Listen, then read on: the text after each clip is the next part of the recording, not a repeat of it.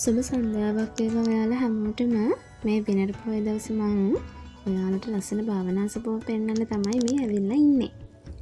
අමාදහර භාවනාසපුව තියෙන්නේ නුවර පාර මාලඹේ ප්‍රදේශයේ. ඔයාලත් ඇවිල්ලා බලන්න හරිම සමාධිවන තැන. මේ තමයි ආරාමයේ පළමුවන මහල. ආරාමයේ පළමුවන මහලේ තමයි ආරාමයේ බුදුගේ පිහිටලා තියෙන්නේ. ආරාමයේ තුන්වෙනි මහලේ තමයි චෛත්‍ය පිහිටලා තියෙන්නේ. ඉතින් ඔයාලා ඉස්සෙල්ලාම එනවා නම් ආරාමයේ බුදුගේ වන්දනා කරගෙනම චෛත්‍ය වන්දනා කරන්න ඉහළට යන්න පුළුවන්. ඉහළට යන්න ලිෆ්ට් එකක් දාලා තියෙනවා, නැත්නම් පඩිපෙළක්. අද මං අම්මා එක්ක ආව දවසේ ගොඩාක් සෙනග ලඩියෙන් හිටපු දවසක්. ඒ වගේම තමයි දැන් මං ඇවිල්ලා ඉන්නේ බුදු කුටියට. මේ භාවනා මධ්‍යස්ථානයේ විශේෂත්වයක් තියෙනවා. චෛත්‍ය තියෙන බුදු කුටිය උඩ තමයි හදලා තියෙන්නේ. ඔයාලා යන්න ඕනේ බුදු කුටිය තට්ටු නැගගෙන හරි ලිෆ්ට් එකේ හරි තමයි අනිවාර්යෙන්ම මේ චෛත්‍ය වැද පුරා ගන්න ඉහළටම යන්න ඕනේ.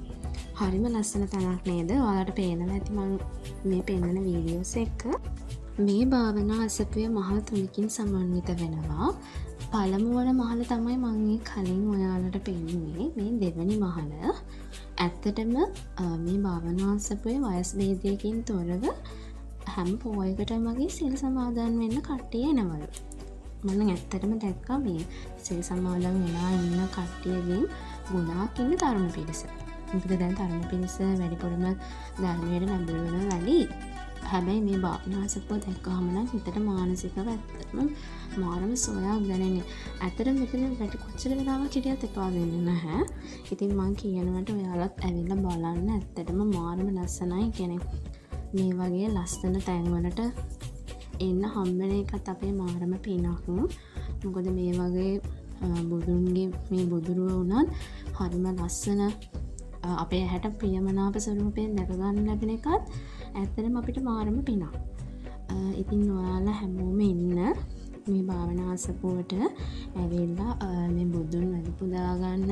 ඒ වගේම මේ ලස්සන තැන් නරඹන්න. මේකේ හරිම කලාත්මක චිත්‍ර තියෙනවා. ඇත්තටම ගොඩාක් ලස්සන කලාත්මක චිත්‍ර තියෙනවා මේ භාවනාසපුව ඇතුලේ. මේ ඉතින් නරඹන්න එන්න. ඒවේ ගන්න දේවල් ගොඩක් තියෙනවා. මේ අනිවාර්යෙන්ම නරඹන්න එන්න.